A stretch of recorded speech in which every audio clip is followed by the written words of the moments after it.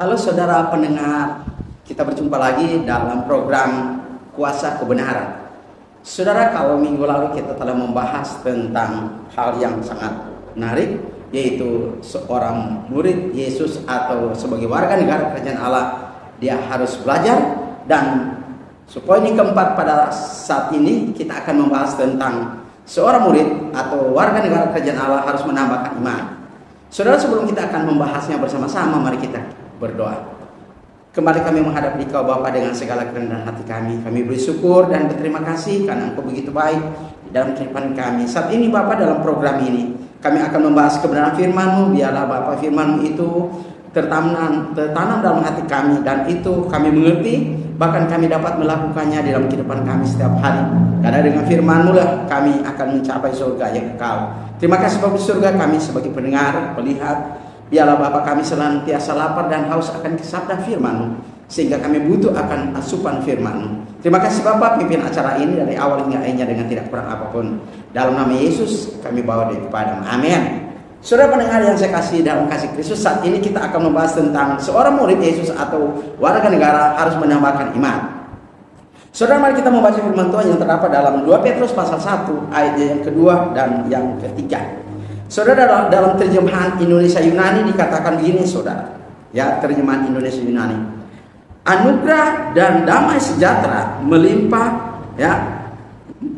melimpahi kamu oleh pengenalan akan Allah dan akan Yesus Tuhan kita. Ini ketiga, kuasa ilahiyatnya telah menganugerahkan kepada kita segala sesuatu yang berguna untuk hidup yang saleh oleh pengenalan kita akan Dia yang telah memanggil kita oleh kuasa yaitu kuasa dan ajaibnya. Ya, saudara pendengar yang saya kasih dalam kasih Kristus, mengapa seorang murid Yesus harus menambah imannya? Karena seorang murid Yesus harus bertumbuh menjadi dewasa. Oleh sebab itu saudara, kita akan bahas pada saat ini bagaimana seorang murid itu harus menambahkan iman. Yaitu kita akan bahas ada 7 poin saudara. Pertama adalah seorang murid harus memiliki kebajikan yang ikhlas. Ya, seorang murid harus memiliki kebajikan yang ikhlas. Saudara, kata kebajikan dalam bahasa Yunani-nya adalah areten. Saudara, areten artinya kebaikan atau kebajikan. Jadi itu yang harus dimiliki oleh seorang murid Yesus atau warga negara kerajaan Allah dalam otaknya. Ya. Kemudian saudara, yang kedua adalah kebajikan itu harus ditambah dengan pengetahuan. Saudara, kata pengetahuan dalam bahasa Yunani adalah gnosis.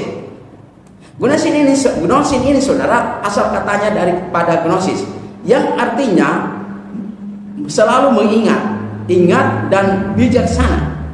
Nah saudara, seorang murid harus memiliki pengetahuan. Mengapa dia harus memiliki pengetahuan? Dengan cara mengingat-ingat firman Allah, mengingat-ingat apa yang telah diajarkan kepadanya. Karena itu modal baginya untuk masa depan ketika dia akan hidup sebagai orang Kristen yang benar dan memiliki pengetahuan juga, dia dapat mengajar orang lain. Yang ketiga saudara, pengetahuan harus ditambah dengan kelakuan tertib. Saudara, kata kelakuan tertib dalam bahasa Yunani-nya adalah ekrateia. Ekrateia ini adalah artinya saudara mengendalikan diri, mengekang diri, kemudian menghindari tindakan jahat. Mengapa seorang murid Yesus dan sebagai warga negara kerajaan Allah dia harus memiliki kelakuan tertib? Karena dia dibentuk oleh Allah dan dia harus memiliki disiplin yang tinggi, dan dia harus mengendalikan diri atau bahasa Inggrisnya adalah self control. Kemudian saudara, yang keempat adalah kelakuan tertib harus ditambah dengan tekun. Saudara, kata tekun ini dalam bahasa Yunani-nya adalah hupomonen. Hupomonen saudara artinya kesabaran, ketahanan, ketabahan, ketekunan dan penantian. Mengapa seorang murid Yesus harus memiliki ketekunan? Karena dia hidup di tengah dunia ini yang banyak sekali godaan setan. Dan setan menguasai dunia ini. Itulah sebabnya seorang murid harus memiliki 4 ini, yaitu ketekunan. Kemudian saudara, ketekunan itu harus ditambah dengan ibadah. Yang kelima, ibadah. Saudara, kata ibadat dalam bahasa Yunani-nya adalah eusebeian, yang artinya saudara, ya, perbuatan-perbuatan yang saleh. Seorang murid harus memiliki perbuatan-perbuatan saleh kepada Allah. Kemudian yang saudara yang berikut keenam adalah ibadat, ya. Ibadat harus ditambah dengan kasih akan saudara. Saudara, kata kasih akan saudara dalam bahasa Yunani-nya adalah Philadelphia, yang artinya saudara, ya, kasih kita terhadap satu sama lain di dalam Kristus, atau kasih di antara sesama orang Kristen. Sesama orang Kristen sebagai seorang murid Yesus, dia tidak bisa masa bodoh terhadap satu dengan yang lain, tetapi saling mengasihi satu sama lain. Kemudian yang ketujuh saudara adalah kasih akan saudara harus ditambah dengan pengasihan. Saudara, kata pengasihan dalam bahasa Yunani adalah ten agape, yang artinya saudara, kasih seorang murid Yesus itu untuk semua bangsa, tidak mengenal bangsa, latar belakang bangsa, ras, suku, atau adat apapun. Namanya dia manusia, kita harus memiliki pengasihan. Saudara yang saya kasih dan kasih Kristus, yang ketujuh hal ini adalah, itulah sifat-sifat ilahi yang harus dimiliki saudara oleh seorang murid Yesus atau warga negara kerajaan Allah. Nah saudara, kalau kita memiliki sifat-sifat ini, ketujuh sifat-sifat ini saudara, ini menunjukkan kepada kita bahwa sebagaimana Petrus katakan dalam 2 Petrus 1 ayat ke-8, inilah hal-hal yang ketujuh ini akan menghindari kita dari segala perbuatan yang jahat atau daripada hidup yang tiada berfaedah tentang pengenalan akan Kristus Yesus. Saudara, ketujuh poin ini saya ambil dalam 2 Petrus pasal 1 ayat 5 sampai 7. Semoga dengan pelajaran ini saudara memberikan wawasan pada kita, memberikan pengetahuan bagi kita bahwa menjadi seorang Kristen atau warga negara kerajaan Allah bukanlah gampang. Tetapi ketika dia dibaptis, maka dia harus diajar, dia harus beribadah, dia harus diajar, dia harus belajar, ya. Dan yang keempat adalah dia harus menambah imannya. Dengan demikian saudara, ini pelajaran bagi kita sebagai pendengar, sebagai pelihat, bahwa sebagai seorang Kristen untuk mencapai surga kita harus sempurna. Sama seperti kitab Injil Matius katakan dalam Matius 5 ayat ke-48, hendaklah kamu sempurna sama seperti Bapamu di surga sempurna adanya. Saudara, kalau kita memiliki ketujuh poin ini yang setelah dijelaskan tadi, ini berarti kita memiliki ketujuh sifat ilahi.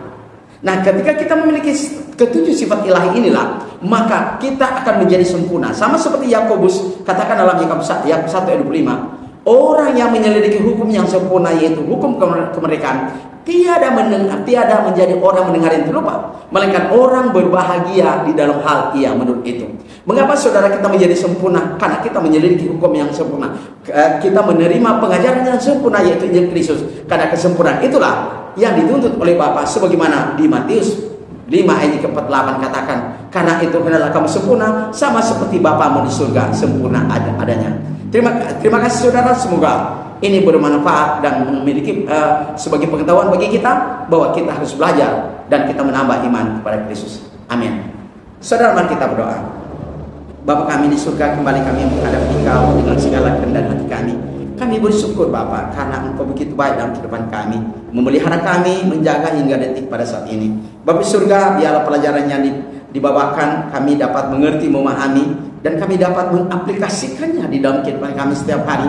Karena itu adalah sifat-sifat ilahi yang kami harus miliki untuk mencapai surga yang kekal. Terima kasih Bapa, inilah doa dan permohonan kami. Ampuni salah dan dosa kami. Dalam nama Yesus Kristus kami berdoa kepadamu. Amin. Saudaraku, jika saudara memiliki pertanyaan atau saudara bisa membutuhkan informasi atau pengajaran, hubungi nomor saya di 0853 40 9873. Sekali lagi 0853 40 42 9873. Tuhan memberkati.